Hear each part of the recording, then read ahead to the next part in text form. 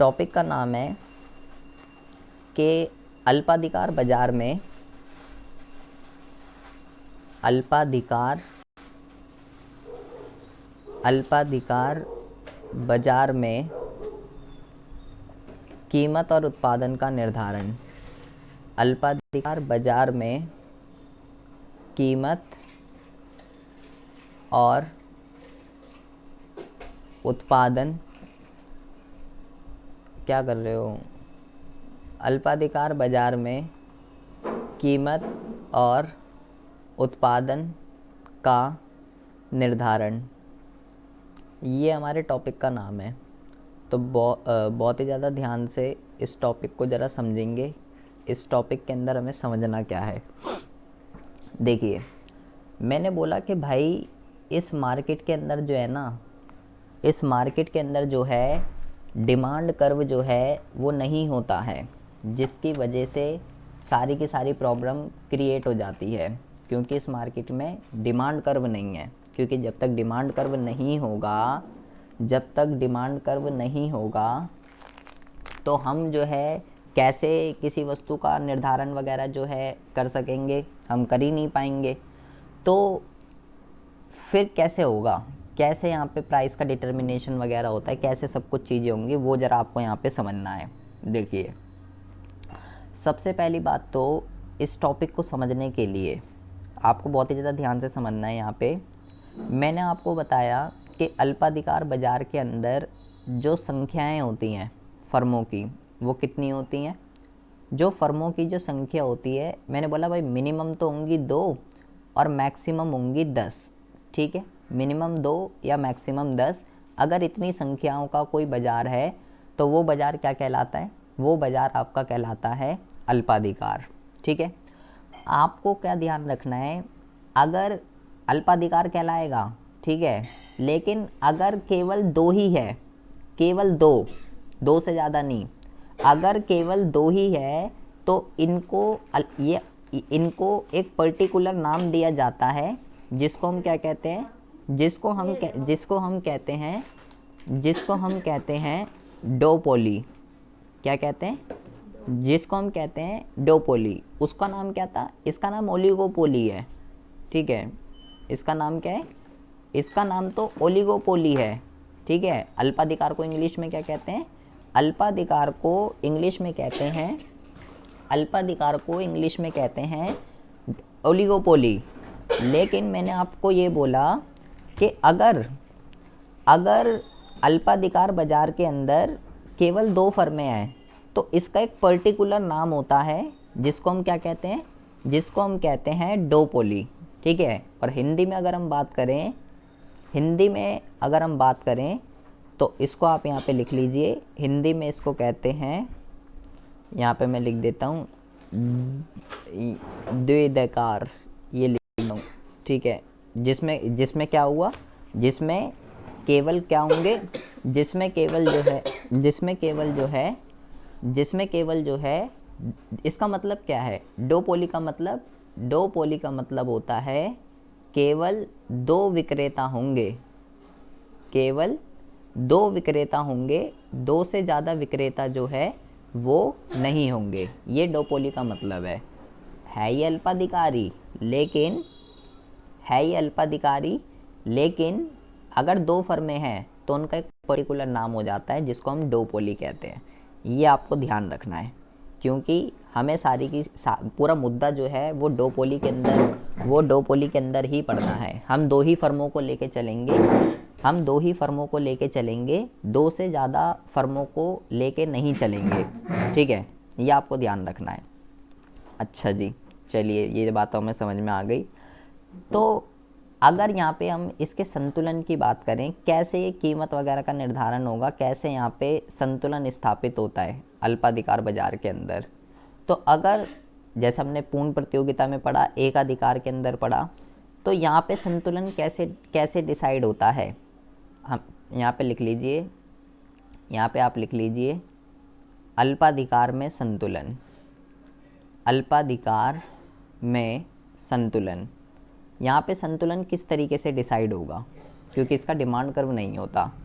यहाँ संतुलन निकालने के लिए चार चार अलग अलग तरीके की सिचुएशंस होती हैं।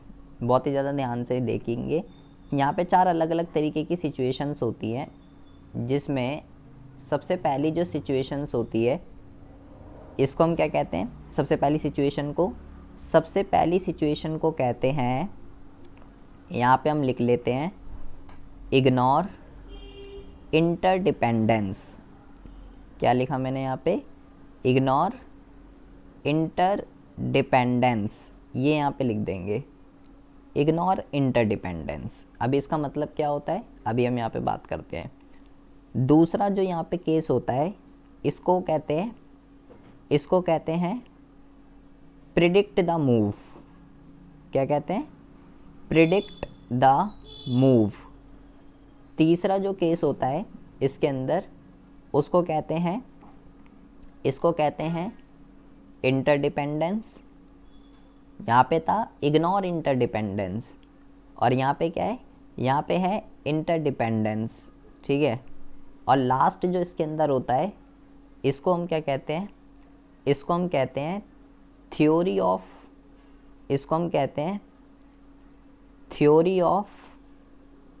Of game. बेटा बहुत ही ज़्यादा ध्यान से सुन लेंगे, अगर ध्यान नहीं है यहाँ पे तो यहाँ पे देख लेंगे। पहले हम हिंदी में बात करते हैं मतलब क्या है इनके।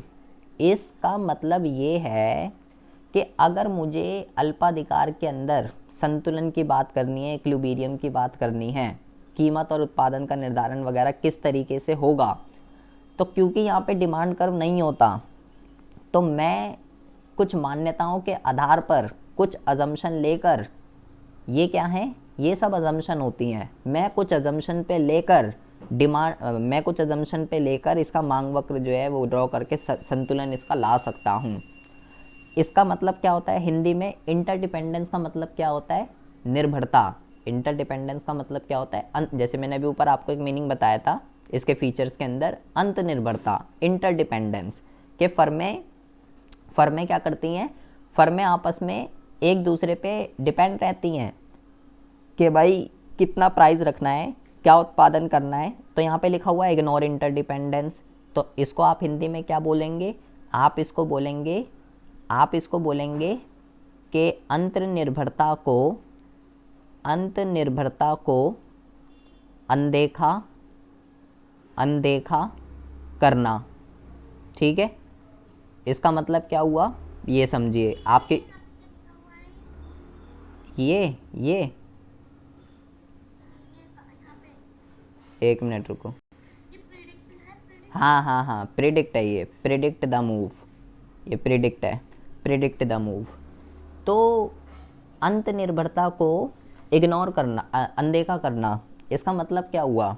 इसका मतलब ये हुआ कि भाई अंत निर्भरता का मतलब होता है फर्में एक दूसरे पे निर्भर हैं, जो भी डिसीजन लेंगी, जो भी निर्णय लेंगी वो सोच विचार करके लेंगी, उसका मतलब होता है इंटरडिपेंडेंस। तो इग्नोर, हाँ ये थ्योरी ऑफ गेम्स लिखा हुआ है, अभी मैं बता रहा हूँ। हाँ game of theory of game एक ही चीज़ है। तो क्या? अबे तुम वहीं चल, इधर देखो। तो यहाँ पे जो है आपकी बुक में ये भी लिखा हो सकता है, यहाँ पे फर्में क्या कर रही हैं? फर्में ये मानती हैं कि जो दूसरी फर्म है मैं उस पर डिपेंड नहीं हूँ, मैं जो भी डिसीज़न लूँगी उसका प्रभाव दूसरे पे नहीं पड़ेगा। मतलब अगर दो फर्में हैं, ठीक है, तो ए फर्म ये मान रही है मैं जो भी डिसीज़न लूँगी, मैं जो भी एक्टिविटी करूँगी, उसका इफ़ेक्ट दूसरे पे नहीं पड़ने वाला, दूसरी फर्म एक्शन नहीं लेगी। इसका ये मतलब होता है जब फर्में एक दूसरे की इंटरडिपेंडेंस को इग्नोर करती हैं, वो ये मानकर चलती हैं कि मैं जो भी काम करूँ, मैं जो भी एक्शन लूँ, दूसरी फर्म रिएक्ट नहीं करेगी। ये इसका मतलब होता है। हाँ जी सर मेरे में तो अल्पाधिकार कीमत निर्धारण दे रखा है, उसमें उसमें क्या दे रखा है? स्वीजी का कीमत। अरे बेटा हाँ, मैं अभी मैं सब बता रहा हूँ। अभी बस समझिए, अभी मैं यहाँ सब लिख दूंगा जो आपकी बुक में लिखा है, सब मिल जाएगा आपको। अभी यहाँ सब मिल जाएगा, अभी बस अभी मैं जो बता रहा हूँ वो देखिए। अभी यहाँ पे दूसरा क्या है, दूसरा है predict the move. Predict the move का मतलब क्या होता है?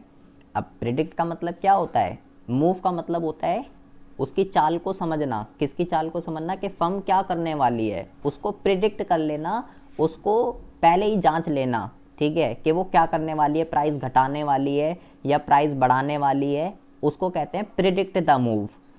और इसको क्या बोलेंगे? इसको बोलेंगे, इसको बोलेंगे अंत निर्भरता, ठीक है। इसको हम क्या बोलेंगे? इसको बोलेंगे अंत निर्भरता।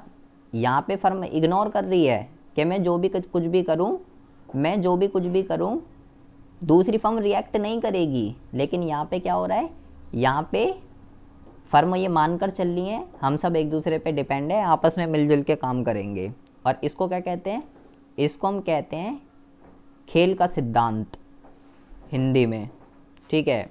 इसको थ्योरी ऑफ गेम कहते हैं, खेल का सिद्धांत। और इसको आप ये लिख सकते हो, इसको ये लिख सकते हो प्रिडिक्ट द मूव को हिंदी में। वैसे तो इंग्लिश में ज़्यादा बेटर है, हिंदी में तो इसकी कुछ बनेगा नहीं, कि चाल को समझना, ठीक है, या प्रतिक्रिया को जांचना, या ये लिख लो यहाँ पे प्रतिक्रिया को पहले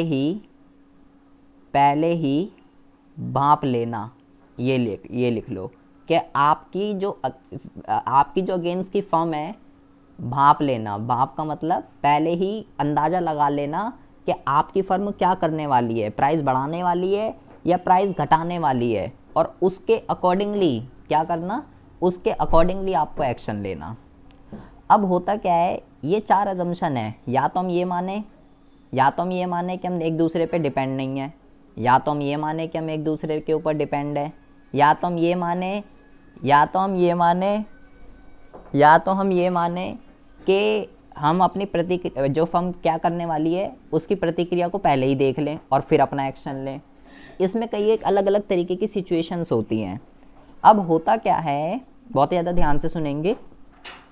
अब होता क्या है, जो ये है, ये वाली सिचुएशन है, इसके अंदर क्या है, अलग अलग तरीके के मॉडल होते हैं। इसके अंदर भी है, इसके अंदर भी है, और इसके अंदर भी है, और इसके अंदर भी है। इन चारों के अंदर अलग अलग तरीके के मॉडल आते हैं, ठीक है। जैसे कि यहाँ पे सबसे पहला जो मॉडल आता है वो आता है कॉर्नेट का। इसको कहते हैं कॉर्नेट मॉडल, ठीक है। क्या कहते हैं इसको? इसको कहते हैं कॉर्नेट का मॉडल।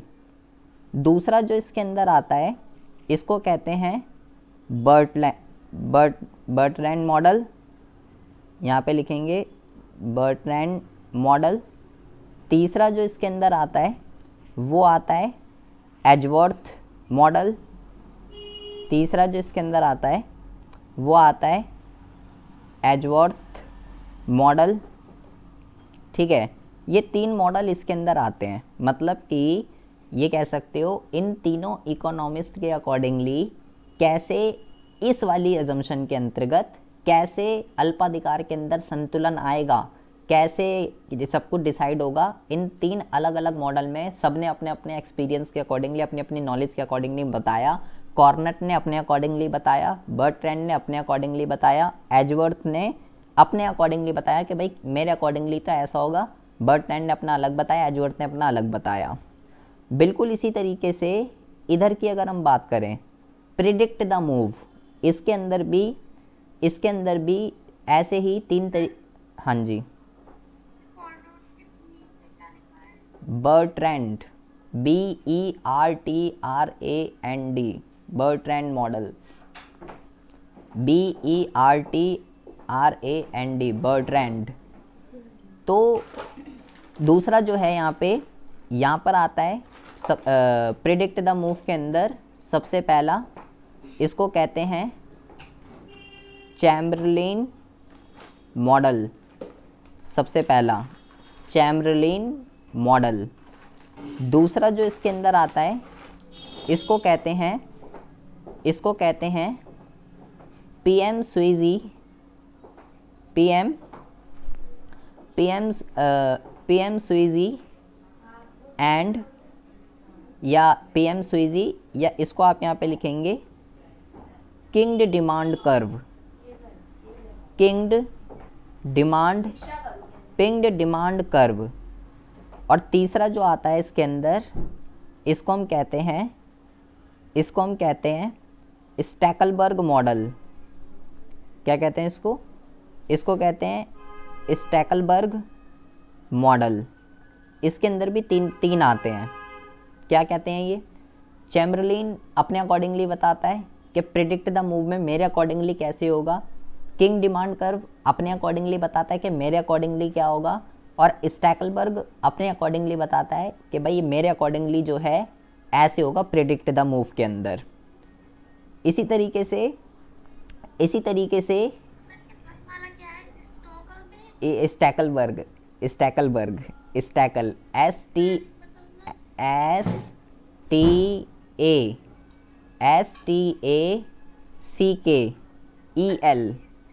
स्टैकल और BERG स्टैकलबर्ग मॉडल। ठीक है।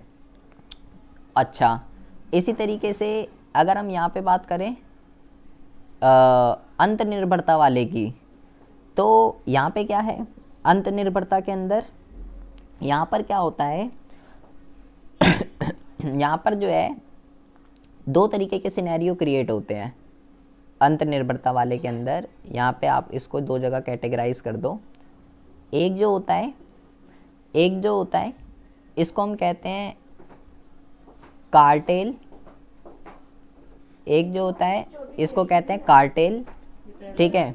एक जो होता है इसको कहते हैं कार्टेल। और दूसरा जो होता है इसको हम क्या कहते हैं? इसको हम क्या कहते हैं? इसको हम कहते हैं कीमत नेतृत्व। यहाँ पे लिख लीजिए कीमत नेतृत्व, ये इसको कहते हैं। और यहाँ पे जो है जो कार्टल जो होता है, कार्टल कई तरीके का होता है, ये भी हम आगे पढ़ेंगे। ठीक है। कार्टल को जो है व्यापार गुट भी कहते हैं। कार्टल को व्यापार गुट भी कहते हैं। ठीक है, व्यापार गुट। और ये जो व्यापार गुट होता है ये दो तरीके का होता है बेसिकली, हमें जो पढ़ना है। कौन कौन सा होता है? सबसे पहला जो होता है इसको हम कहते हैं परफेक्ट कार्टल पूर्ण व्यापार गुट। हाँ, इधर देख लो, रहने दो। पूर्ण व्यापार गुट। हाँ, पूर्ण व्यापार गुट। और दूसरा जो होता है इसको कहते हैं मार्केट शेयरिंग कार्टल। ठीक है, ये हो गया दो तरीके का। इसी तरीके से और ये जो मार्केट शेयरिंग होता है ये खुद दो तरीके का होता है। ये हमें सारी चीज़ें पढ़नी है। ठीक है, कहीं सोचो ये हम ऐसे हवा में पढ़ रहे हैं, ये सारी चीज़ें हमें पढ़नी है। ये जो मार्केट शेयरिंग होता है ये भी दो तरीके का होता है। एक होता है नॉन प्राइस कंपटीशन, और एक होता है कोटा। और इसी तरीके से ये जो कीमत नेतृत्व होता है, इसका मतलब क्या होता है ये भी हम सारी चीज़ें पढ़ेंगे। बट ये जो कीमत नेतृत्व होता है इसको मैं यहाँ लिख देता हूँ। इसके अंदर भी अलग अलग तरीके की लीडरशिप आती है। जैसे कि सबसे पहली जो आती है इसको कहते हैं सबसे पहला लो कॉस्ट फर्म। दूसरा जो होता है इसको कहते हैं डोमिनेंट फर्म। तीसरा जो होता है इसके अंदर इसको कहते हैं बैरोमेट्रिक। और लास्ट जो होता है इसको हम क्या कहते हैं? इसको हम कहते हैं एक्सप्लॉइटिव, एक्सप्लॉइटिव, ये सब क्या है? एक्सप्लॉइटिव एंड एग्रेसिव, ये कहते हैं इसको, एक्सप्लॉइटिव एंड एग्रेसिव। ये सब क्या दिक्कत, क्या परेशानी है, अभी हम ये सारी चीज़ें समझ जाएंगे। फिलहाल आप मुद्दा समझिए क्या है ये मुद्दा ये है कि अगर हमें अल्पाधिकार के अंदर इक्विलिब्रियम की बात करनी है, और ख़ासकर किसके अंदर, खासकर किसके अंदर, डोपोली के अंदर, डोपोली के अंदर अगर हमें बात करनी है, क्योंकि मैंने बोला हम यहाँ पे 2 ही को लेके चलेंगे, उससे ज़्यादा नहीं लेके चलेंगे, ठीक है। और डोपोली अल्पाधिकार का ही वो है, बस हम 2 ही फर्मों को लेके चलेंगे। तो अगर हमें 2 फर्मों के बीच में अगर हमें इक्विलिब्रियम की बात करनी है तो अलग अलग तरीके की सिचुएशंस हैं, ठीक है। सबसे पहला है कि भाई अंतर्निर्भरता को अनदेखा कर दीजिए। तो यहाँ पे जो मॉडल हैं 3 बंदों के हैं, कॉर्नेट है, बर्ट्रैंड है, एजवर्थ है। प्रिडिक्ट द मूव के अंदर, इसके अंदर भी 3 है, चैमरलिन है, किंग डिमांड कर्व है, स्टैकलबर्ग है। ऐसे इंटरडिपेंडेंस के अंदर कार्टल होता है, व्यापार गुट, ये क्या होता है, परफेक्ट कार्टल क्या होता है, मार्केट शेयरिंग कार्टल क्या होता है, ये सब क्या दिक्कतें होती है ये हम पढ़ेंगे। प्राइस लीडरशिप क्या होती है, लो कॉस्ट फर्म क्या होता है, डोमिनेंट फर्म क्या होती है, बैरोमेट्रिक क्या होती है, एक्सप्लोटिव एंड एग्रेसिव, ये सब क्या होता है, ये हमें सब पढ़ना है। और ये लास्ट है गेम थ्योरी। ये सारे के सारे चीज़ें, ये सारे के सारे, ठीक है। देखिए आपके अगर हम सिलेबस की बात करें, ये तो पूरा का पूरा पढ़ना है आपको, ठीक है। ये आपको पूरा पूरा पढ़ना है। कार्टल क्या होता है, कीमत नेतृत्व क्या होते हैं, ये चारों टाइप क्या होते हैं, इन चारों के कर्व आते हैं, परफेक्ट कार्टल, ये सब आपके सिलेबस में है, ये सब आपको पढ़ना है।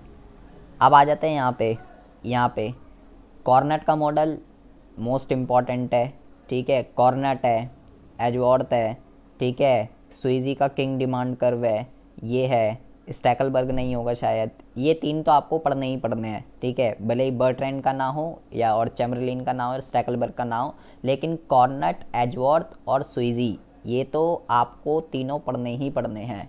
तो ये इसमें आएंगे, ये इसमें आएंगे, और ये पूरा पढ़ना है। ये तो बेटा मोस्ट इम्पॉर्टेंट है, ये सब हमें पढ़ना है। तो ये सब चीज़ें अब हमें पढ़नी है। तो रोज़ इसमें एक क्लास होगी। पहले एक दिन कॉर्नेट का होगा, एक दिन एजवर्थ का होगा, एक दिन किंग डिमांड कर्व का होगा, फिर ये सारा होगा, तब जाके आपको समझ में आएगा कि भैया इसके अंदर अल्पाधिकार के अंदर कैसे डिमांड कर्व इस्टेब्लिश होगा और कैसे संतुलन वगैरह आएगा, कैसे सब कुछ डिसाइड होगा।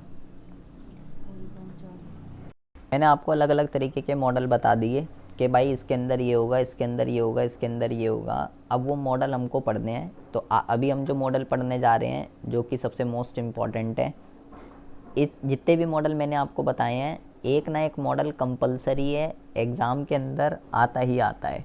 तो अभी हम जो पढ़ने जा रहे हैं, ये कॉर्नेट का पढ़ने जा रहे हैं। कॉर्नेट के मॉडल के अकॉर्डिंगली क्या होगा, ठीक है। इसको कहते हैं कॉर्नेट ड्यूपोली मॉडल, ठीक है जी। कॉर्नेट ड्यूपोली मॉडल, क्योंकि ड्यूपोली क्यों कहते हैं इनको, क्योंकि हम यहाँ पे केवल 2 ही फर्मों की बात करेंगे, उससे ज़्यादा फर्मों की हम यहाँ पे बात नहीं करने वाले हैं।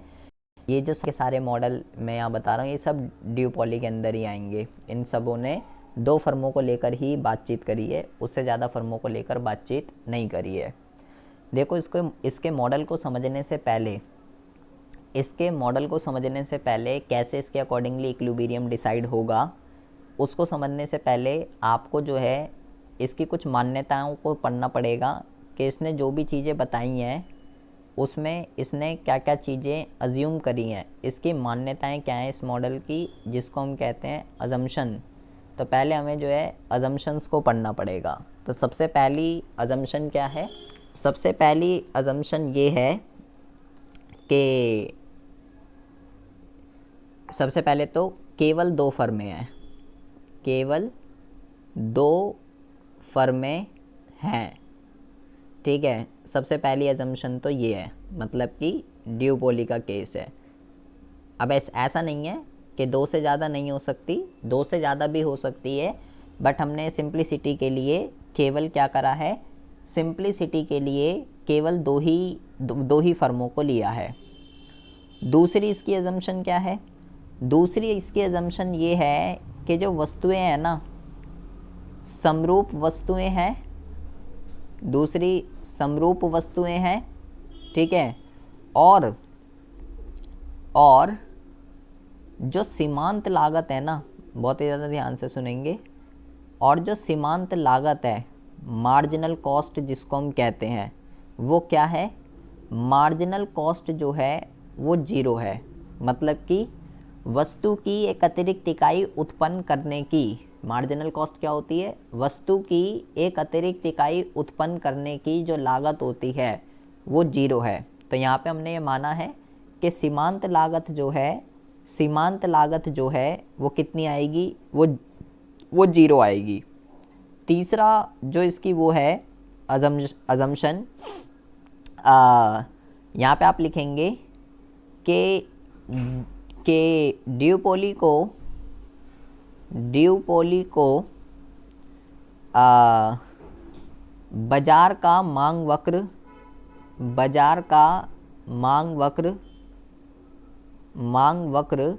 पता है, बाजार का मांग वक्र पता है, जो कि नीचे की ओर ढालू है, जो कि नीचे की ओर ढालू है। इसका मतलब क्या हुआ कि इनको पता है कि डिमांड कर्व कैसा होगा और नीचे की ओर ढालू होगा। नीचे की ओर ढालू होगा का मतलब जैसे जिस तरीके का बनता है डिमांड कर्व, इस तरीके से डिमांड कर्व बनेगा। ये क्या है? ये मांग वक्र है। तो उनको पता है कि डिमांड कर्व जो है वो कैसा बनेगा। इस लाइन का ये मतलब है। अच्छा, अब हम बात करते हैं फोर्थ अजम्पशन की। ये बहुत ही ज़्यादा ध्यान से सुनेंगे, इसका मतलब क्या है। यहाँ पे आप लिखते हैं, यहाँ पे हम लिखेंगे कि ड्यूपोली उत्पादन का वह स्तर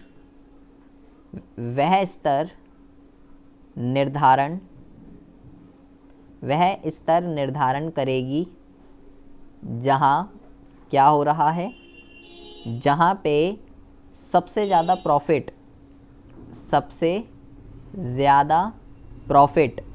या सबसे ज़्यादा लाभ हो रहा हो और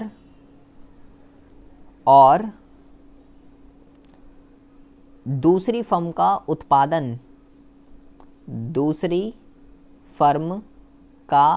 उत्पादन स्थिर माना जाता है। ये आप यहाँ पे लिखेंगे। जो एक फर्म है वो अपना प्रोडक्शन का वो लेवल को एक्सेप्ट करेगी जहाँ पे उसको मैक्सिमम प्रॉफिट हो रहा हो, और वो ये मानकर चलती है कि दूसरी फर्म का जो प्रोडक्शन है, दूसरी फर्म का जो उत्पादन है, वो क्या रहेगा? वो जो है कांस्टेंट रहेगा। उसमें किसी भी तरीके का कोई भी जो है परिवर्तन नहीं होने वाला है। ये आपको जो है आपको ध्यान रखना है। इन्होंने अपना जो मॉडल है ये 1838 में इन्होंने अपना मॉडल दिया था, और इन्होंने बताया कि अब इनके अकॉर्डिंगली कैसे जो है इक्विलिब्रियम आएगा।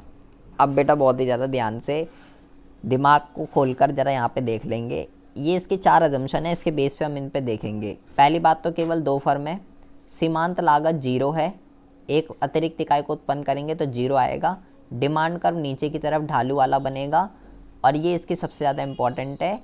यहाँ पे क्या है? यहाँ पे कॉर्नट के मॉडल के अंदर एक फर्म क्या मानती है? कॉर्नट के मॉडल के अंदर, यहाँ पे हम लिख देते हैं, चाहे यहाँ पे हम लिख देते हैं, कॉर्नट के मॉडल के अंदर उत्पादन जो है ना वो स्थिर रहता है। उत्पादन जो है वो स्थिर रहता है। मतलब एक फर्म दूसरी फर्म का उत्पादन आउटपुट कांस्टेंट मानकर चलती है कि मैं कुछ भी करूं, आउटपुट जो है वो कांस्टेंट मान के चलती है। मैं कुछ भी करूं, दूसरी फर्म जो है अपना आउटपुट चेंज नहीं करेगी, ये यहाँ मानकर चलती है। क्योंकि ये मॉडल किसका है? इग्नोर इंटरडिपेंडेंस का। मतलब फर्में ये सोचती हैं कि हम एक दूसरे पे डिपेंड नहीं हैं, मैं कुछ भी करूं दूसरी फर्म रिएक्ट करेगी। तो यहाँ पे वो मानती है मैं अपना उत्पादन बढ़ाऊं घटाऊं जो मर्जी करूं, दूसरी फर्म कुछ नहीं करेगी। ये इसका मतलब है। अब इसका ग्राफ बहुत ही ज़्यादा ध्यान से समझेंगे, बहुत ही ज़्यादा ध्यान से। ग्राफ का ही खेल है सारा का सारा। मान लीजिए ये जो है y अक्ष है और ये जो है x अक्ष है। x अक्ष को हम दोबारा बना देते हैं। ये आपका x अक्ष है। ग्राफ एक बार ही आपको समझ में आ गया, पूरा मुद्दा समझ में आ जाएगा कि ये क्या कहना चाह रहा है। ये हो गया x और ये हो गया y। ठीक है जी। सबसे पहले आपको क्या करना है? सबसे पहले आपको डिमांड कर्व यहाँ पे ड्रॉ करना है। ठीक है। मान लीजिए सबसे पहले केवल एक ही फर्म है, केवल एक ही फर्म है। बहुत ही ज़्यादा ध्यान से सुनेंगे, मैं यहाँ लिखता जाता हूँ। सबसे पहले क्या है? केवल एक फर्म है और मांग वक्र जो है वो ये था। हमने अपनी मान्यता के अंदर ये बोला है कि फर्म को मांग वक्र पता है, मांग वक्र किस तरीके का बनेगा। तो मान लीजिए मांग वक्र जो है वो ये है। ठीक है। क्या है ये जो है ये मांग वक्र है डी। जो भी वस्तु बाज़ार में बिक रही है, जो भी वस्तु बाज़ार में बिक रही है उसकी इतनी डिमांड होने वाली है। और अभी केवल एक ही फर्म है जिसका नाम है फर्म ए, वही सब कुछ बेच रही है। तो जो ये डिमांड कर्व होता है, यही प्राइस होता है और यही AR होता है। अगर आपको कुछ याद हो तो यही AR होता है, यही प्राइस होता है और यही डिमांड कर्व होता है। ठीक है। तो मान लीजिए इसका जो MR कर्व है, मान लीजिए वो जो है ये इसका MR कर्व है। किसका?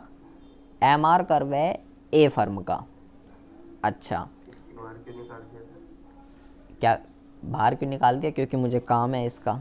कोई ऐसा कोई खास नहीं है, आप यहाँ पे भी रोक सकते हो, कोई दिक्कत वाली बात नहीं है। ये पॉजिटिव भी हो सकता है, नेगेटिव भी हो सकता है, जीरो भी हो सकता है, कुछ भी हो सकता है। हाँ वो ड्राइंग सही से बनेगी ना, इस वजह से। यहाँ रुक जाएगा तो गलत बन। अरे जी इधर देखो भी, समझो इधर ऐसे ही बनेगा ये। यहाँ पे भी रोक सकते हो, कोई दिक्कत वाली बात नहीं है। नीचे का हमारे को कोई यूज़ नहीं है। अब उसने क्या बोला कि जो सीमांत लागत है ना, सीमांत लागत वो क्या है? वो 0 है। ठीक है। तो सीमांत लागत अगर 0 है, इक्विलिब्रियम की क्या कंडीशन होती है? संतुलन की जो शर्त होती है वो क्या होती है? MR = MC, ये होती है संतुलन की शर्त, अगर आपको कुछ याद है तो। MR = MC। तो भाई ये x अक्ष है, ठीक है, और ये y अक्ष है। तो x 0 कहाँ पे होता है? x अक्ष पे 0 होंगे। ठीक है सब। यहाँ पे क्या होगा? इस पॉइंट पे जो MC है वो 0 होगा। ठीक है। इस पॉइंट पे क्या होगा? इस पॉइंट पे जो MC है वो क्या होगा? वो 0 होगा। और यहीं पे क्या होगा? यहीं पे MC और MR दोनों बराबर होंगे। भाई मेरी इक्विलिब्रियम की कंडीशन ये होती है MC = MR। मेरा MC 0 है तो MR 0 कहाँ पर होगा? MR जो है 0 यहाँ पे होगा। आप ऐसे भी समझ सकते हो, आप इसको ऐसे समझ लीजिए कि भाई संतुलन की कंडीशन ये है MR = MC, और MC जो है मेरे क्वेश्चन में 0 है या मेरी मान्यता के अंदर 0 है। तो अगर MC 0 है तो MR कितना होगा? MR भी तो 0 ही होगा। तो MR 0 कहाँ पर होगा? MR 0 यहाँ पर है। यहाँ पर MR जो है वो 0 होगा इस पॉइंट पे। मैंने आपको पहले भी बताया हुआ है, x अक्ष पे जितने भी बिंदु होते हैं वहाँ पर 0 होते हैं ये, और y अक्ष पे कोई भी अगर होगा तो वो 0 होगा। तो ये यहाँ पे 0 होगा। मतलब इस पॉइंट पे, यहाँ पे बेटा बहुत ज़्यादा ध्यान से सुन लेंगे, ये यही चीज़ है जो समझने की है। पहले मैंने बोला संतुलन की शर्त क्या है, M R is equal to M C. ये तो मैंने माना है, मैंने ऊपर माना है कि एम सी जो है वो जीरो है, तो इस जीरो को मैंने यहाँ पे पुट कर दिया, तो एम आर भी कितना आ जाएगा, एम आर भी जीरो आ जाएगा। फिर ये एम आर जीरो कहाँ पे है आएगा, एम आर जीरो यहाँ पर आएगा, जिसकी वजह से यहीं पे क्या हो गया, यहीं पे इक्विलिब्रियम की कंडीशन हो गई, यही संतुलन का बिंदु हो गया।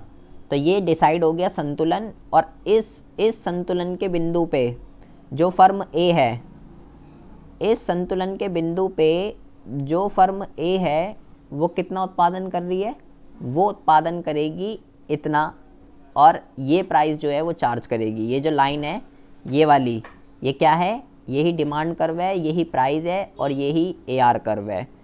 ये हो गया फर्म ए का, ये हो गया फर्म ए का प्राइस, और ये हो गया फर्म ए की क्वांटिटी। और इस बिंदु को नाम दे दीजिए के। ये आपने इस बिंदु को नाम दे दिया। अभी केवल एक ही फर्म थी, ठीक है। तो ए फर्म जो थी वो ओपी कीमत पे, इसको चाहो तो नाम दे दीजिए ओ क्यू क्वांटिटी प्रोड्यूस कर रही है, और ये इसका संतुलन बिंदु है। ये बिंदु संतुलन बिंदु क्यों है, क्योंकि यहाँ पे M R is equal to zero है, इसलिए ये बिंदु संतुलन का बिंदु है। और एम आर जीरो क्यों चाहिए मेरे को, क्योंकि भाई इक्विलिब्रियम की कंडीशन ये होती है M R is equal to M C, क्योंकि मैंने माना है कि एम सी जीरो है तो एम आर भी जीरो होगा, और एम आर जीरो कहाँ पे होगा, यहाँ पे होगा, इसलिए यहाँ पे डिसाइड हो गया और ये प्राइस हो गए। अब बहुत ही ज़्यादा ध्यान से यहाँ पे सुनेंगे आप, देखिए अब हो क्या रहा है, क्या कह रहे हैं, टाइम कितना हो गया, 8:55 हो गया। हाँ, कहीं जाना है क्या? नहीं, हमारे 5 मिनट। अच्छा, 10 मिनट। तो अब क्या हो रहा है, ये जो डिमांड कर्व है, बहुत ही ज़्यादा ध्यान से सुनेंगे। यहाँ से ले, ये पूरी डिमांड थी कि प्रोडक्ट इतना बिकेगा, जो भी आप वस्तु बेच रहे हो। यहाँ से लेके यहाँ तक की जो डिमांड है वो कौन पूरी कर रहा है, यहाँ से लेके यहाँ तक की जो डिमांड है ये फर्म ए जो है, ये फर्म ए जो है वो पूरी कर रही है, ठीक है। यहाँ से लेके इस बिंदु से लेके, चाहो तो इस बिंदु को भी नाम दे दीजिए, मैं इस बिंदु को ए नाम दे देता हूँ, मान लो, ठीक है। ए बिंदु से लेके के बिंदु तक की जो मांग है वो कौन पूरी कर रहा है, वो पूरी कर रहा है फर्म ए। और इसको भी मैं चलो नाम दे देता हूँ, इसको मैं बी नाम दे देता हूँ। के से बी तक की जो डिमांड है वो अभी पूरी नहीं हो रही है, वो अभी खाली है। टोटल डिमांड कितनी है, टोटल डिमांड जो है वो ए बी है, टोटल ए बी डिमांड थी, जिसमें से ए फर्म इतनी डिमांड को पूरा कर रही थी, ये डिमांड अभी पूरी नहीं हो रही थी। तो भाई ए ने अपना काम कर दिया।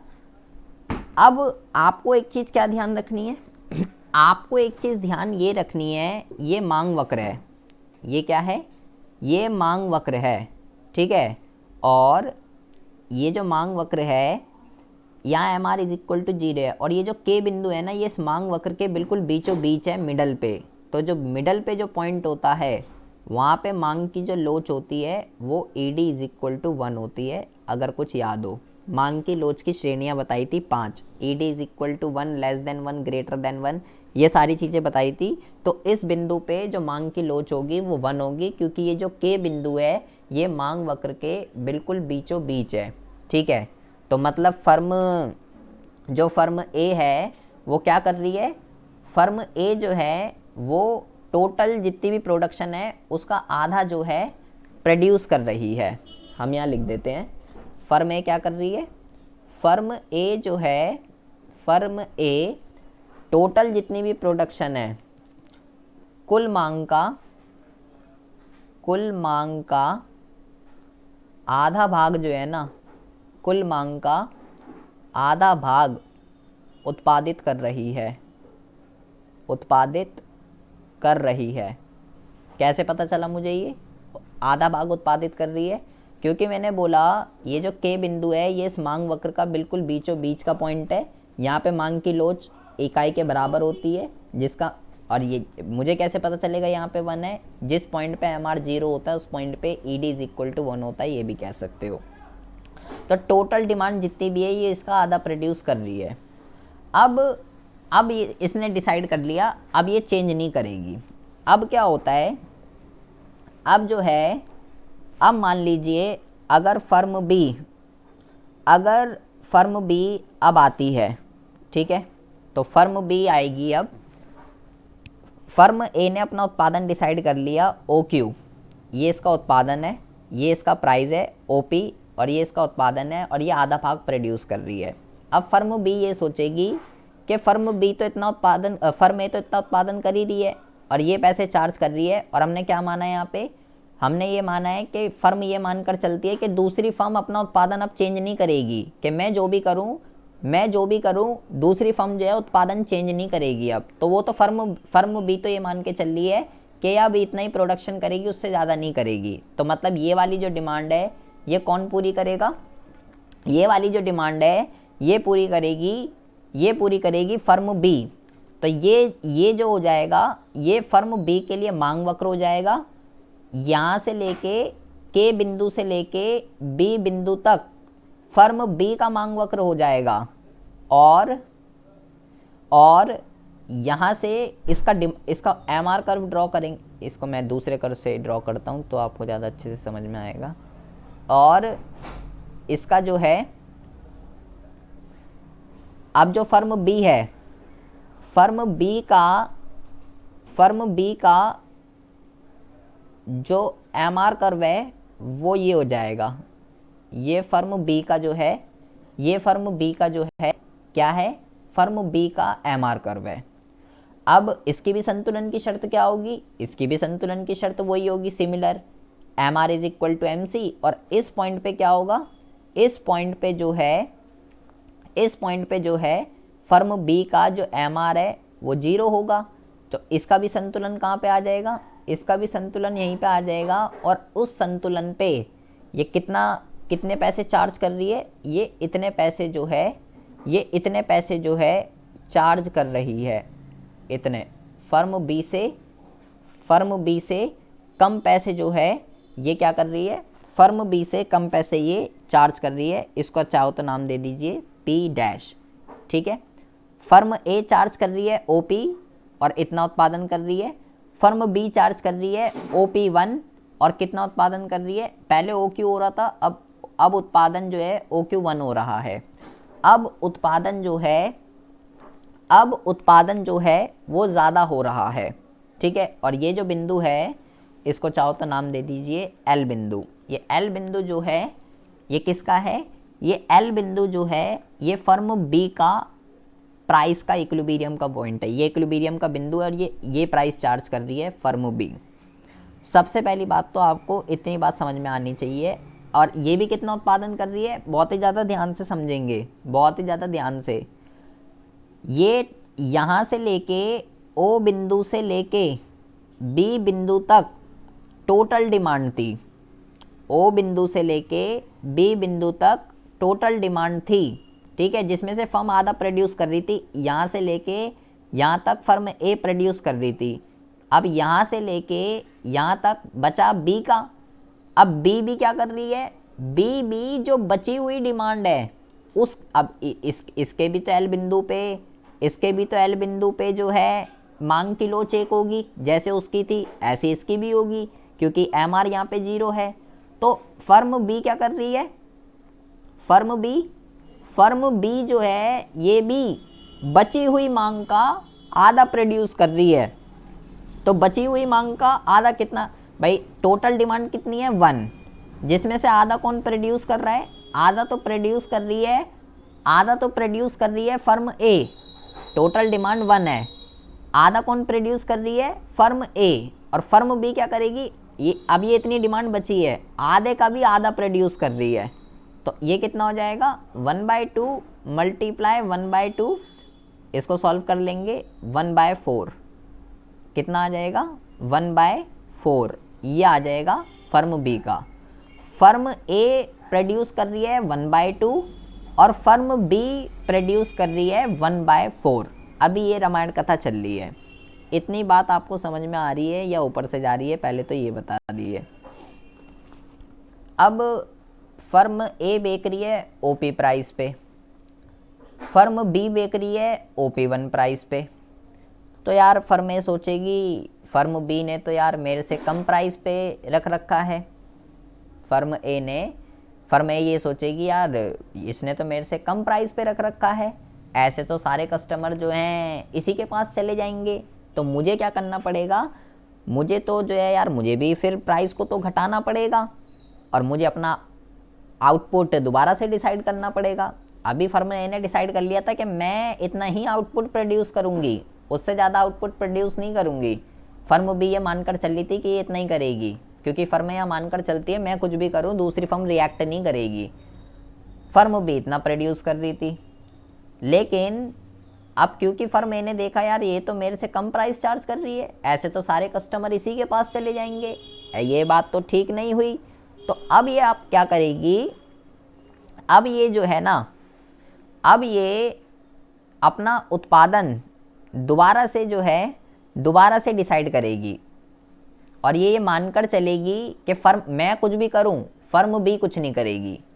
फर्म ए ये मानकर चलती है मैं कुछ भी करूं फर्म बी कुछ नहीं करेगी, और फर्म बी ये मानकर चलती है कि मैं कुछ भी करूं फर्म ए कुछ नहीं करेगी। क्योंकि इसलिए इस टॉपिक का क्या नाम है, इसलिए इस टॉपिक का नाम है इग्नोर इंटरडिपेंडेंस। फर्में ये मानकर चलती हैं कि हम दूसरे पे निर्भर नहीं हैं, हम जो मर्जी करते रहें, हम जो मर्जी करते रहें उससे दूसरी फर्म जो है रिएक्ट नहीं करेगी, ये यहाँ पे जो है मानकर चलती है। तो अब देखिए बहुत ही ज़्यादा ध्यान से समझेंगे यहाँ पे क्या हो रहा है। अगर अगर अब फर्म ऐसे, अब फर्म ए दोबारा से डिसाइड करेगी कि भाई क्या होना चाहिए क्या नहीं होना चाहिए। फर्म ए दोबारा डिसाइड करेगी, तो फर्म ए अभी क्या करेगी, अगर इसने अपने प्राइस, ये भी अब अपने, इसने तो प्राइस को घटा दिया, इसने प्राइस को घटा दिया, अब इसको मतलब इससे और प्राइस को डाउन करना पड़ेगा, जिसकी वजह से क्या हो जाएगा, जिसकी वजह से उसका तो प्रॉफिट और ज़्यादा कम हो जाएगा फर्म ए का। तो इस चीज़ को देखते हुए प्रॉफिट भी मैक्सिमाइज करना है, लेकिन कंज्यूमर भी इसके पास आने चाहिए। तो अभी इस चीज़ को देखते हुए पहले तो आपको ज़रा ये समझना है, यहाँ पे ये कितना प्रोड्यूस कर रही है, ये प्रोड्यूस कर रही है 1/2, और ये कितना प्रोड्यूस कर रही है, ये प्रोड्यूस कर रही है अभी 1/4।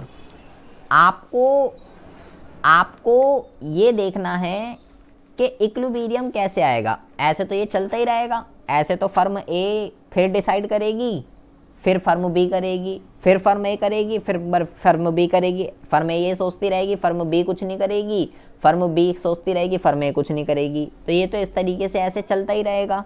लेकिन यहाँ पर जो है एक बिंदु जो है यहाँ पे ऐसा आएगा, एक बिंदु यहाँ पे ऐसा आएगा जब ये इक्विलिब्रियम पे होंगे। वो पॉइंट कौन सा होगा वो ज़रा आप यहाँ पे समझिए। वो पॉइंट होगा ये वाला, बस ख़त्म होने वाली है। वो जो पॉइंट होगा वो होगा 1/3। कौन सा होगा, ये उस पॉइंट पे इक्विलिब्रियम पे होंगी जब दोनों 1/3 और 1/3 को जो है प्रोड्यूस करें। 1/3 ही क्यों, 1/3 में ऐसी क्या खास बात है जो ये जो पॉइंट है ये इक्विलिब्रियम का पॉइंट माना जाएगा। ये ज़रा आपको यहाँ पे समझना है।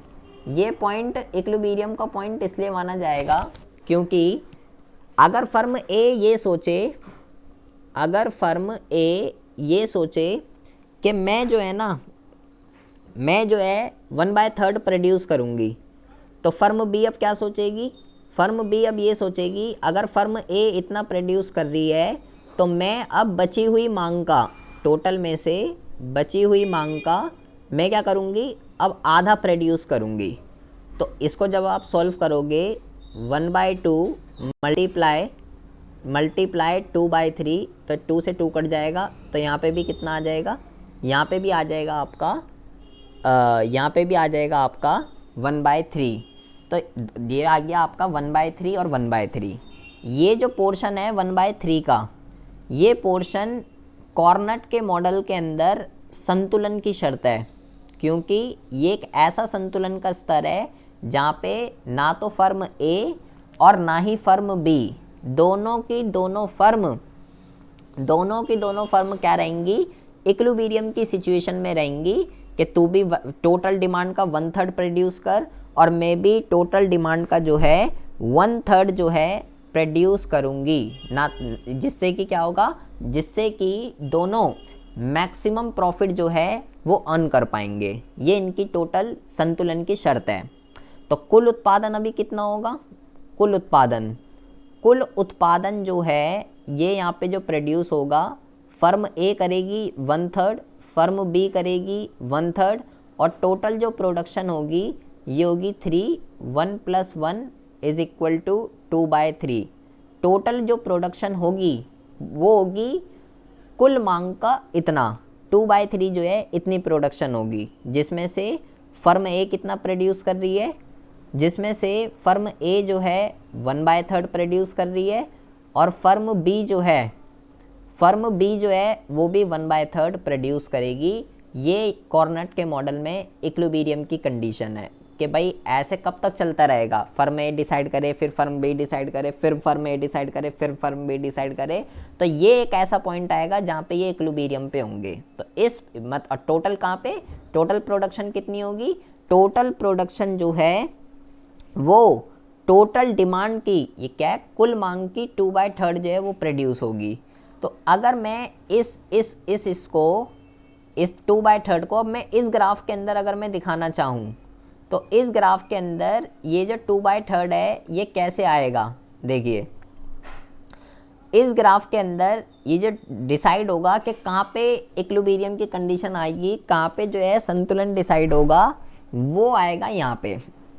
आप बनाएंगे इसको इन दोनों के बीच में बनाएंगे, ठीक है। ये यहाँ पे मैं ग्रीन से बना रहा हूँ इसको ताकि आपको पता चले क्या है अलग। ये जो है ये प्राइस डिसाइड होंगे और इतनी जो है इतनी क्वांटिटी जो है ये डिसाइड होगी। इसको आप नाम दीजिए P2 और इसको आप नाम दीजिए Q2। मतलब ऐसे फर्म ए भी अपना आउटपुट दोबारा डिसाइड करेगी, फर्म बी भी, फर्म ए भी, फर्म बी भी। तो ये जो पॉइंट है ये OQ2 इतना उत्पादन जो है इक्विलिब्रियम का उत्पादन आएगा और OP2 जो है इक्विलिब्रियम के प्राइस आएंगे। OP2 ही क्यों, ये यहाँ पे ज़रा आपको समझना है कि OP2 के अंदर जो है ऐसी क्या खास बात है। और ये उत्पादन जो है OQ2 ये इक्विलिब्रियम, ये किस चीज़ को रिप्रेजेंट कर रहा है, ये 2/3 को जो है, ये 2/3 को रिप्रेजेंट कर रहा है कि कुल मांग का 2/3 प्रोड्यूस हो रहा है, कुल मांग का इतना जो है प्राइस चार्ज करने पड़ेंगे और इतना जो है आउटपुट प्रोड्यूस होगा कॉर्नेट के मॉडल के अंदर। अगर आप इसको देखें, अब ये प्राइस डिसाइड हो गए, बहुत ही ज़्यादा ध्यान से देखेंगे। अगर हम इसको फर्म ए से मिलाएं तो फर्म ए का MR पे कहाँ पे इसको ये कर रहा है, ये इसके यहाँ पे इसको कर रहा है। इसको आप नाम दे दीजिए, इसको आप नाम दे दीजिए X1 नाम दे दीजिए, ठीक है। फर्म बी की अगर हम बात करें तो फर्म बी का जो है ये कहाँ पे वो कर रहा है, फर्म बी का जो है ये आपका क्या कहते हैं, यहाँ पे नाम दे दीजिए, चलो इसको Q2 ही नाम दे रखा है मैंने। तो आप यहाँ पे देखेंगे अब इसके जो है ना 3 हिस्से हो गए हैं, इसके जो हैं अब 3 हिस्से हो गए हैं। कौन कौन से, एक तो हो गया है ये वाला पोर्शन, एक इसका हो गया ये वाला पोर्शन और एक इसका हो गया है ये वाला पोर्शन। टोटल डिमांड का 2/3 जो है ये प्रोड्यूस हो रहा है। तो इस वजह से ये जो 2/3 जो आया था, जो हमने वहाँ पे समझा कि भाई ऐसे कहाँ पे जो है इसमें संतुलन आएगा, तो संतुलन आएगा 2/3 पे, जिसमें ये प्राइस चार्ज होंगे, इतना फर्म ए प्रोड्यूस करेगी, इतना फर्म बी प्रोड्यूस करेगी, तब जाके इनमें जो है संतुलन स्थापित होगा। इतना ग्राफ जो है आप इस कॉर्नेट के मॉडल के अंदर जो है वो बना सकते हो। ये है आपका कॉर्नेट का मॉडल।